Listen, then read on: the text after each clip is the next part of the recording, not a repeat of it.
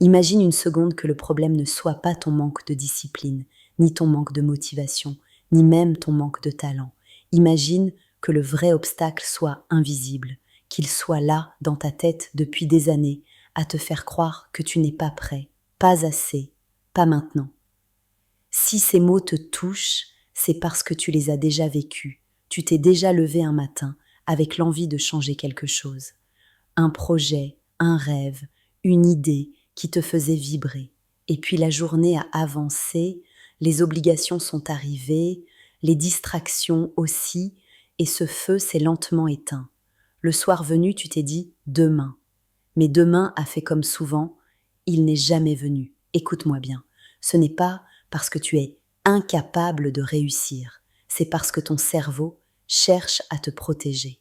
Il fuit l'inconfort, l'incertitude, l'effort prolongé.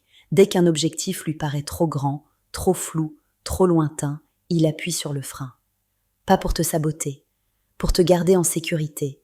Et tant que tu ne comprends pas ça, tu te bats contre toi-même.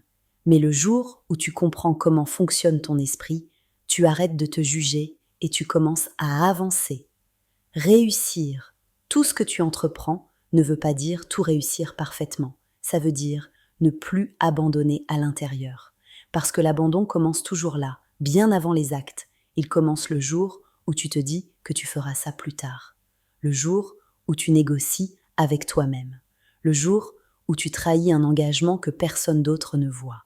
Et chaque fois que tu fais ça, tu perds un peu de confiance en toi. À l'inverse, chaque fois que tu fais une petite action, même ridicule, tu construis quelque chose de puissant. Tu construis une identité, celle de quelqu'un qui agit, celle de quelqu'un qui avance, même quand il doute. Les gens qui réussissent ne sont pas plus forts que toi.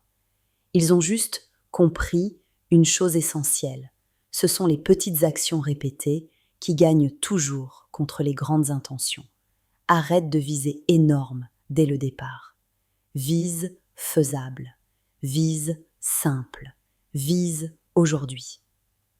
Ton cerveau n'a pas peur de tes rêves, il a peur de l'effort qu'il imagine. Alors montre-lui que tu peux avancer sans danger. Une phrase écrite, 5 minutes de mouvement, 10 minutes de concentration. Ce n'est pas la taille de l'action qui compte, c'est la régularité.